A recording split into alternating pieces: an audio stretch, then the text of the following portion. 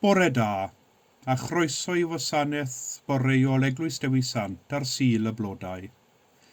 Sul y Blodau yw'r diwrnod cyntaf o'r wythnos fawr, pan ymunwn â Iesu ar ei orymdaeth lawen I mewn I Jerusalem ar ei ffordd i'r groes.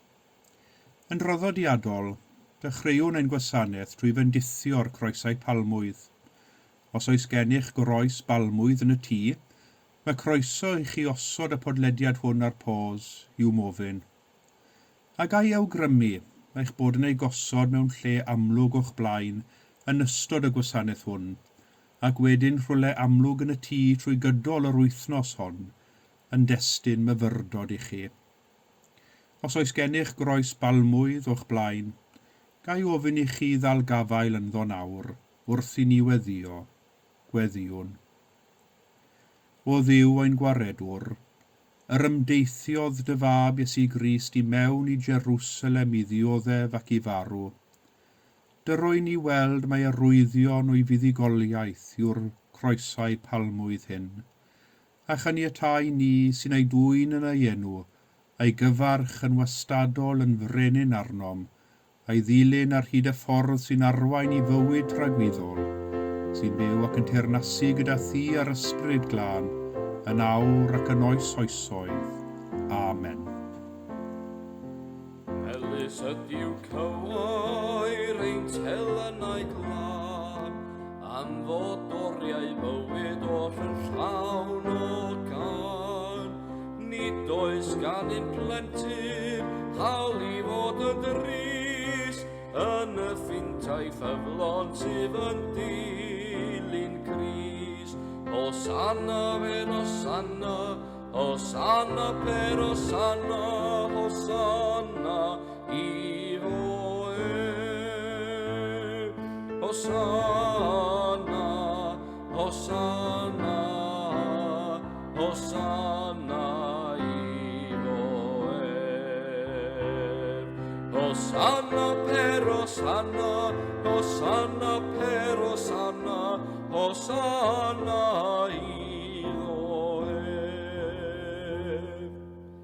Pan fo'r chwarae'n llawen yn yr haelwen iach, agos iawn i'r ceidwad I pob plentyn iach.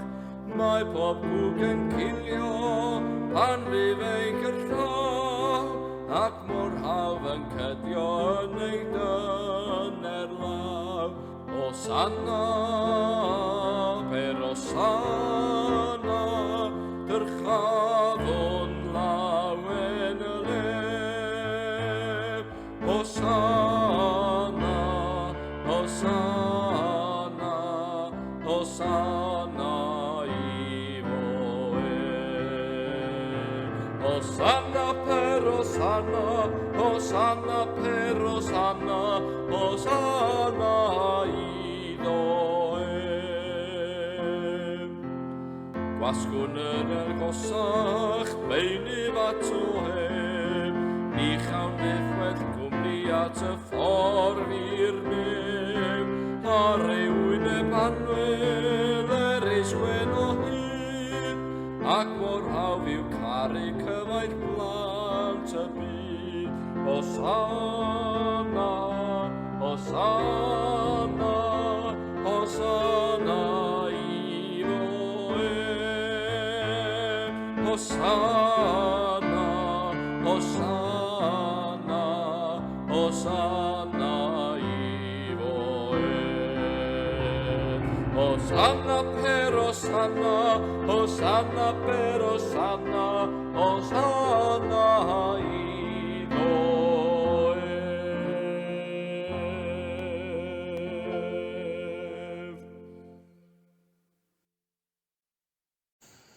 Amlygwch yn eich plith eich hunain yr agwedd meddwl honno sydd yn wir yn eiddo I chwi yng Nghrist Iesu. Yr ydym yn chwilio am frenin holl nerthol, ond daw Iesu yn hyderus sy'n plith, fel gwerinwr cyffredin, mor anghyffredin, ydyn ni dal I chwilio am Dduw yn y llefydd anghywir. Mae Duw gyda ni. Rydym wedi ein lapu stampio yn ei gariad cadarn. Hwn yw y dydd a wnaeth yr arglwydd, llawen hawn ac ymddiriedwn yn y dydd. Mae Duw gyda ni, bydd ei dangnefedd yn ei nerthu. Hwn yw y dydd a wnaeth yr arglwydd, llawen hawn ac ymhyfrydwn yn y dydd. Mae Duw gyda ni, deiwn yw addoli ef. Hwn yw y dydd a wnaeth yr arglwydd, lawen hawn ac ymhyfrydwn yn y dydd. Ac wrth i ni ymlawenhau ac ymhyfrydu yn y dydd hwn, gadewch i ni droi at Dduw i gyffesu ein pechodau. Mae'n wir ddrwg gennym arglwydd Iesu, am yr adegau pan fydd ein hosanna'n swnllyd, ond yn bryn o gariad.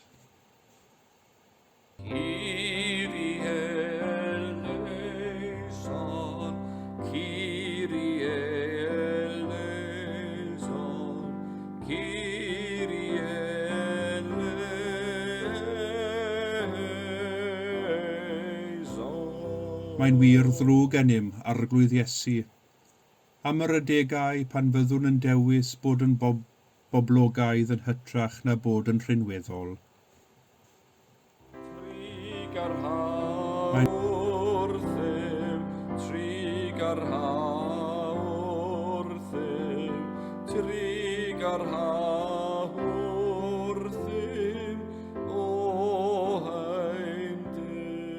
Wir ddrwg gennym arglwydd Iesu, am yr adegau pan fyddwn yn ceisio tawelu'r rhai sy'n dweud y gwir ac yn cadw'n dawel pan allem siarad yn hiawdl.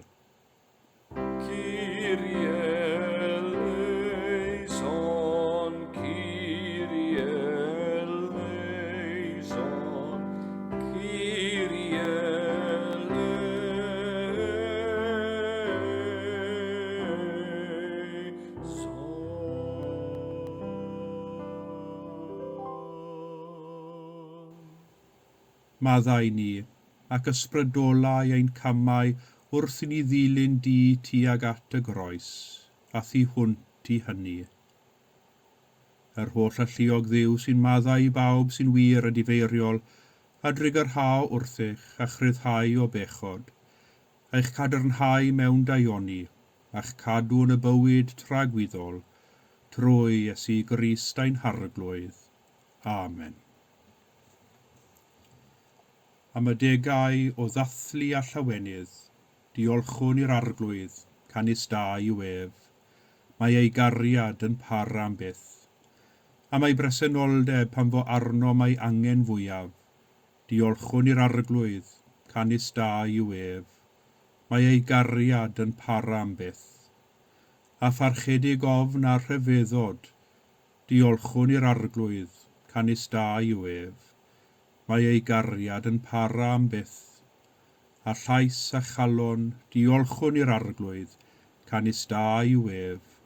Mae ei gariad yn para am byth. Heddiw a phob amser, diolchwn i'r arglwydd, canis da i'w ef. Mae ei gariad yn para am byth. Gweddiwn. Oll alluog a thragwyddol Dduw, anfonais dy fab ein hiachawdwr Iesu Grist wrth gariad tynner at yr hil ddynol i gymryd ein cnawd ac i ddioddef angau ar y groes. Caniatáu ni ddilyn esiampl a'i ymynedd a'i ostyngeidrwydd, a bod hefyd yn gyfrannog o'i atgyfodiad, trwy Iesu Grist ein harglwydd, sy'n fyw ac yn teyrnasu gyda thi yn undod yr ysbryd glân. Amen. Amlygwch yn eich plith eich hunain yr agwedd meddwl honno sydd, yn wir yn eiddo eich wi yng Nghrist Iesu. Ei fod ef erioed ar ffyrdd Duw, ni chyfrifodd fod cydraddoldeb a Duw yn beth i ddal gafel ynddo, ond fe gwacodd ei hun gan gymryd ffyrdd caethwais a dyfod ar wedd dynion. O'i gael ar ddull dyn, fe darostyngodd ei hun, gan fod yn ifydd hyd angau, angau ar groes.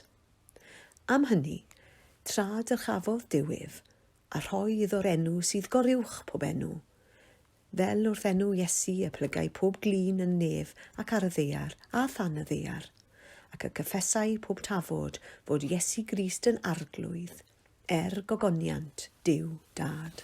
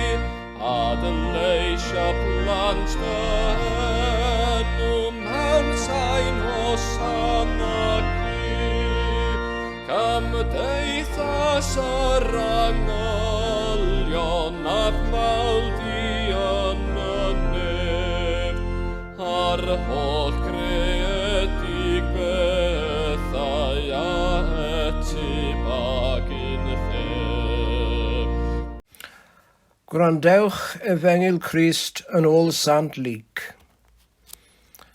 Wedi dweud hyn, aeth ragddo ar ei ffordd I fyny I Jerusalem, gan gerdded ar y blaen. Pan gyrhaeddodd yn agos I Bethfage a Bethania, ger y mynydd a elwyr o lewydd, anfonodd 2 o ddisgyblion gan ddweud, ewch i'r pentref gyferbyn. Wrth I chwi ddod I mewn iddo, cewch anno ebol wedi ei rwymo, un nad oes neb wedi bod ar ei gefn erioed. Gollyngwch ef, a dewch ag ef yma. Ac os bydd rhywun yn gofyn I chwi, pam yr ydych yn ei ollwng, dywedwch fel hyn, y mae ar y maestr ei angen. Aeth y rhai anfonwyd, a chael yr ebol fel yr oedd ef wedi dweud wrthynt. Pan oeddent yn gollwng yr ebol, meddai ei berchenogion wrthynt, pam yr ydych yn gollwng yr ebol? A tebasant chwythau, y mae ar y maestr ei angen, a daethant ag ef at Iesu.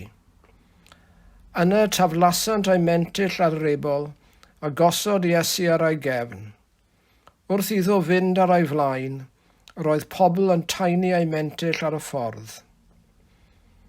Pan oedd yn nesau at y ffordd sy'n disgyn o fynydd yr olewydd, dechreuodd holl dyrfa ei ddisgyblion yn ei llawenydd foli Duw a llais uchel am yr holl wirthiau yr oeddent wedi ei gweld, gan ddweud, bendigedig yw'r un sy'n dod yn frenin yn enw'r arglwydd, yn y nef tangnefedd a gogoniant yn y goruchaf. Ac meddai rhai o'r Phariseaid wrtho o'r dyrfa, athro, cyrradded y ddisgyblion, a tebodd yntau, rwy'n dweud wrthych, os bydd y rhain yn tewi, bydd y cerrig yn gweiddi. Dyma efengil yr arglwydd. Gogoniant clod ymoliant a fyddo Grist I ti, a dyleisio plant dy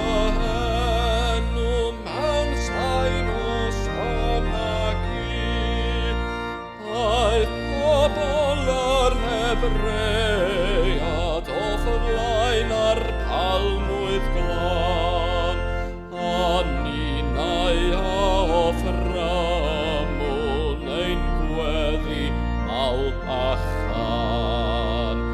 Gogoniant glod ymoliant a fyddo Grist I ti, a adleisio plant dy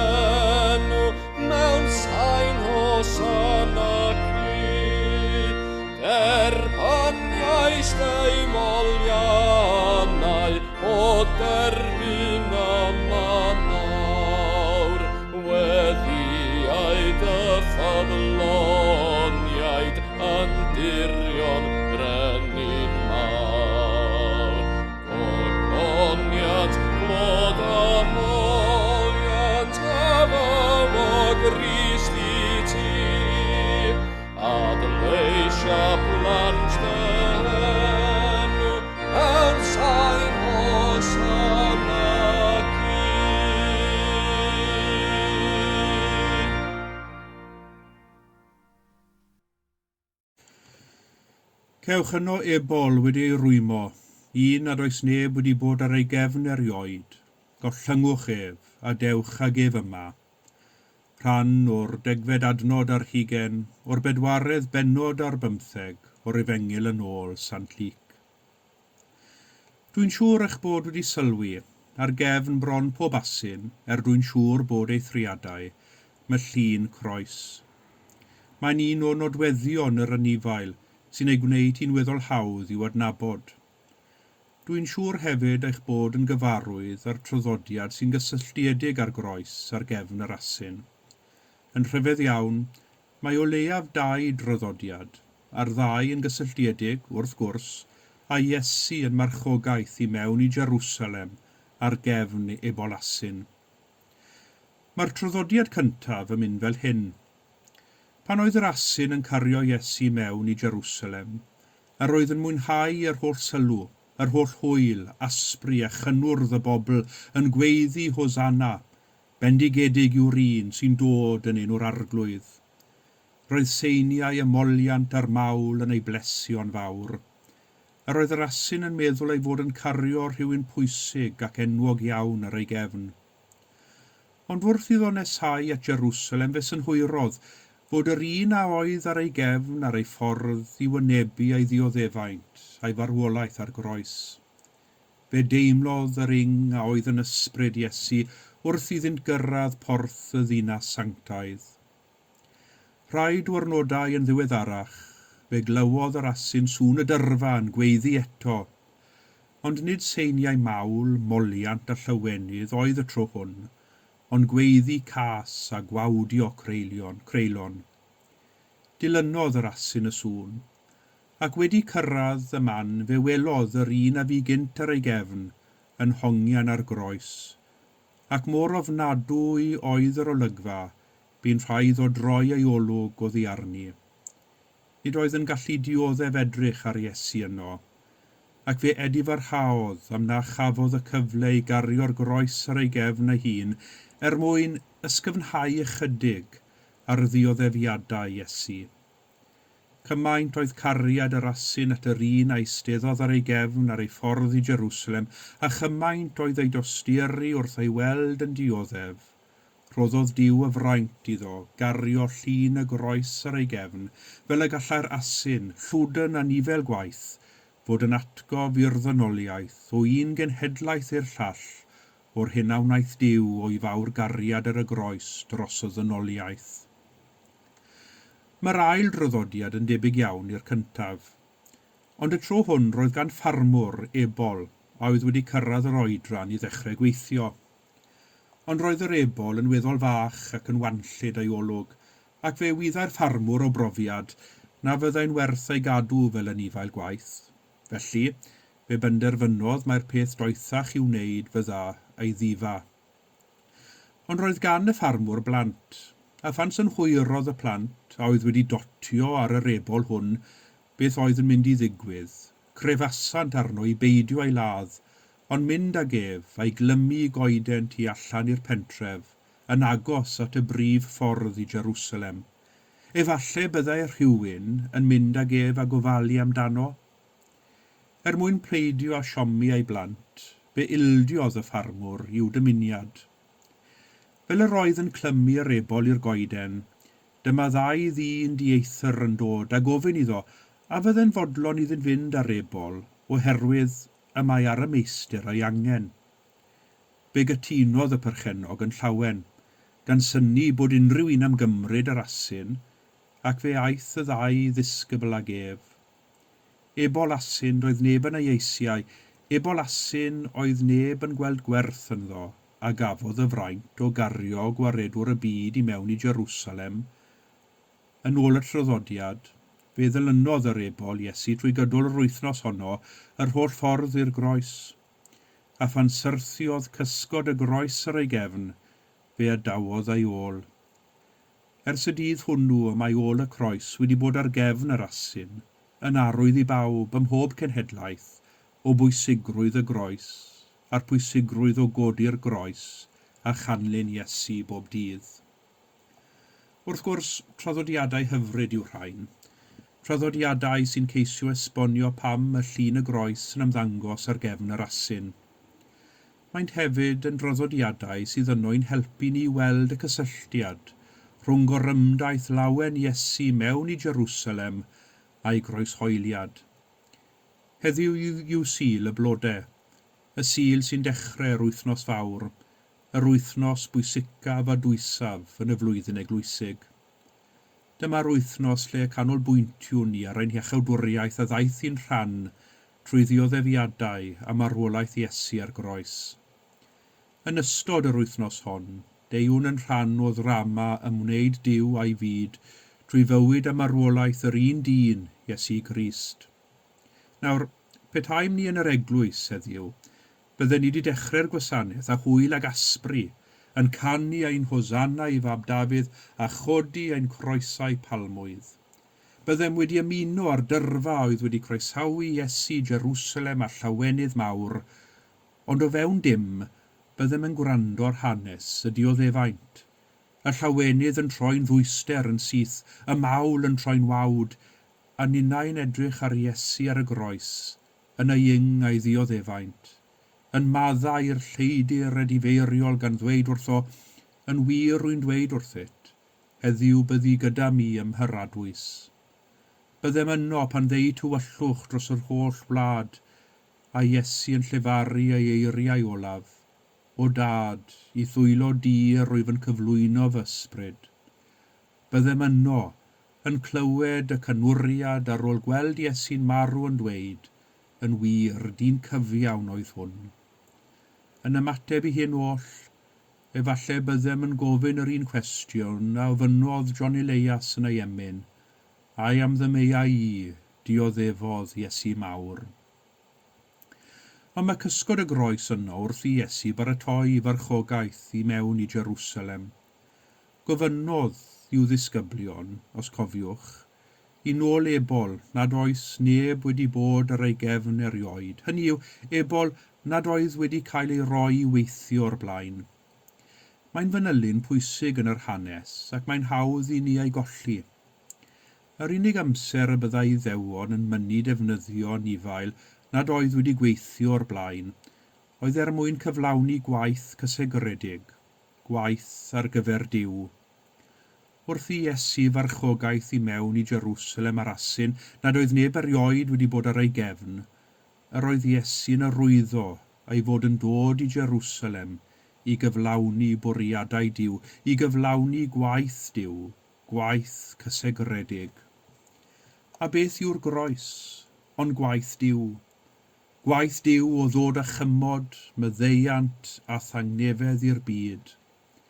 Y mwyaf i gyd yr ymddiriedwn yn y groes a'r hyn y mae Duw wedi wneud drosom yng Nghrist Iesu, y mwyaf i gyd y profwn y cymod, y maddeuant a'r tangnefedd hwnnw ar waith yn ein bywydau.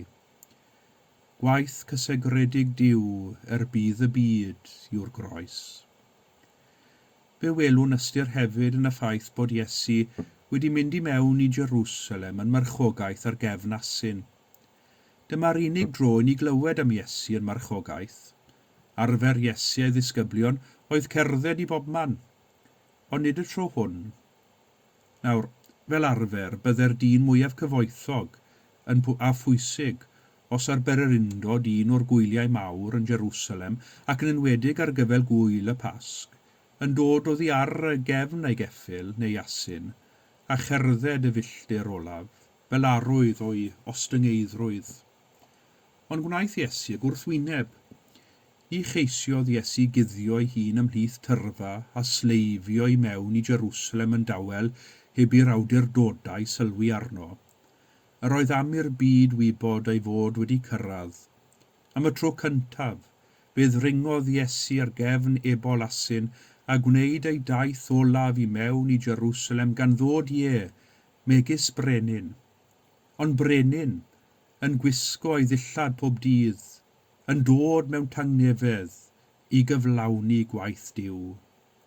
Yn gadarn, yn urddasol, yn llawn ffydd ac yng ngolwg y dyrfa, y teithiodd Iesu y ffordd a fydde'n arwain at y groes. Roedd neb na dim yn mynd i'w rhwystro rhag clyflawni'r gwaith a oedd o'i flaen, sef dangos cariad Duw i'r byd ar y groes. Wrth i ni ddechrau ar ein taith trwy'r wythnos fawr eleni eto, gadewch i ni gofio'r groes ar gefn yr asyn, yr anifail gwaith a gafodd y fraint o gario gwaredwr y byd i mewn i Jerusalem ar ei ffordd i'r groes. Cofiwn am waith cysegredig Duw a gyflawnwyd drosom mwyn i ni ac i'r byd, ddod o hyd i'r cymod, y myddeiant a'r tangnefedd, a ddaw trwy farwolaeth y berthol, yr un dyn, Iesu Grist. Amen.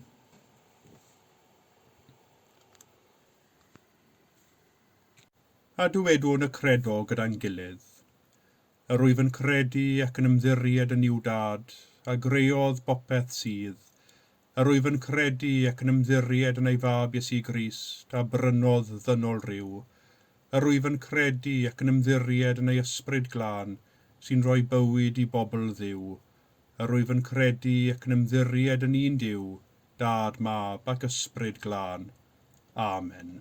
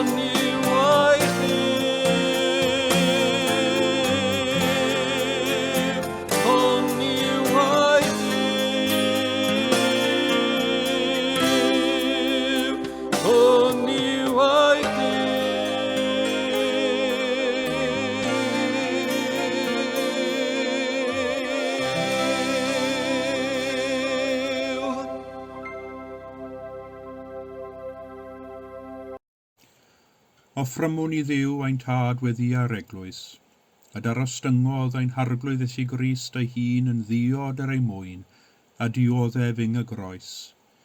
Wedi ein dwyn i obaith sicr gan ei angau, gweddiwn y cawn ein tywys gan ei atgyfodiad, i'r man lle mae ef yn ein galw.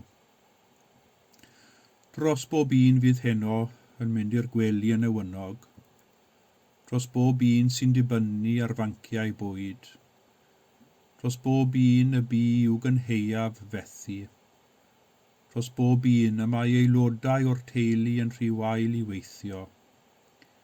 Dduw graslon, yn dy drigaredd cliw ni. Dros bob man yn y byd, lle mae'r rhyfel, yn enwedig dros Wcrain, lle mae pobl yn gorfod gadael eu cartrefi oherwydd trais, dros deuluoedd a ffrindiau a wahanwyd gan wrthdaro ac ymfudo, yr ydynnu'r hwy yn fuan, dros y rhai sy'n galaru yn wyliaid a laddwyd yn y brwydro a'r cyflafan. Dduw graslon, yn dy drigaredd cliw ni.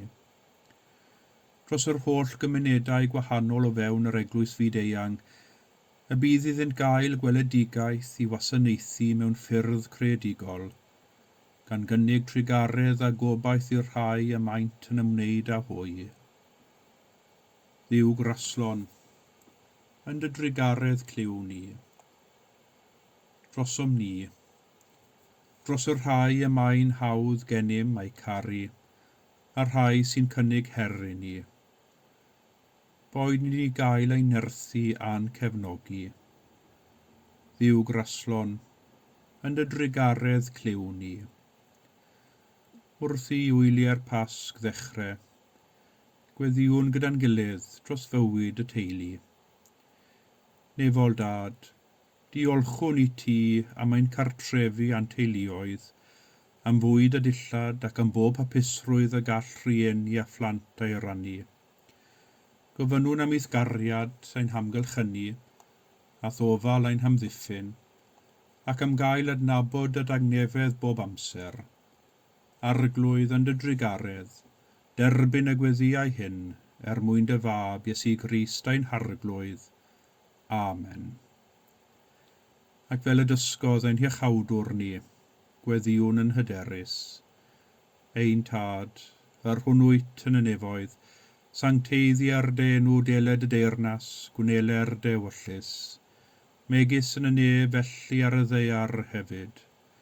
Dy roi ni heddiw ein bara beunyddiol, a maddau ni ein dyledion, fel y myddeiwn unna un dyledwyr, ac nac arwai ni brofedigaeth, eithir gwared ni rhag drwg, canis eiddot ti o'r deyrnas a'r gallu a'r gogoniant, yn oes oesoedd. Amen. Arglwydd Iesu Grist, darostyngais dy hun trwy gymryd ffyrdd gwas, ac mewn i fuddod buost farw ar y groes ein hiechawdwriaeth. Dy roi ni'r bwriad i ddilyn di, ac eith gyhoeddi di yn arglwydd ac yn frenin, gogoniant i Dduw y Tad. Amen.